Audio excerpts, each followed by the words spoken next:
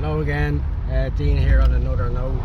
Just wanted to add to the previous video I put up about asylum seekers and refugees, and believe me, I still have no problem with refugees as long as it's done properly and integration is part of it, a major part of it.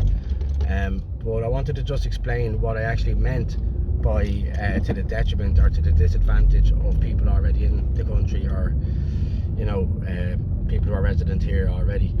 If you're an asylum seeker with the permission to engage in the workplace, so you're allowed to work full time, you're not paying rent, you're not paying a mortgage, you're not paying bills, you're not paying for your food, you're getting free medical care and all of those supports free from the government.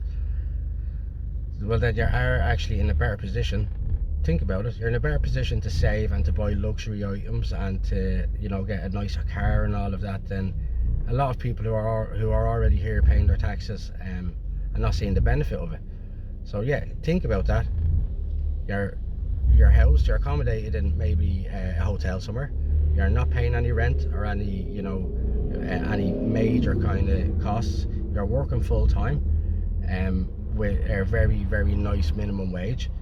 You have free healthcare, the education system is free, all of that. It puts you to a more advantage than I am, or anybody else working full time and not being able to afford things and not being able to make ends meet. That's all I meant by to the disadvantage or detriment to other people who are already here.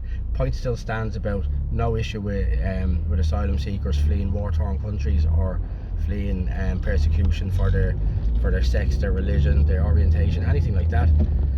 Once it's done with integration, but we do have a major issue with being put to a disadvantage to somebody who's kind of just arrived looking for safety and security in this country, who's allowed now to work full time and not have any major outgoings. And it can be quite sickening, especially when people on the housing list, for example, for years, with children now, teenagers, and they're still living with their parents because they're on the housing list for years, are watching and seeing what's going on. I can understand the anger, I can understand the disgust and the bad taste that's been left in people's mouth.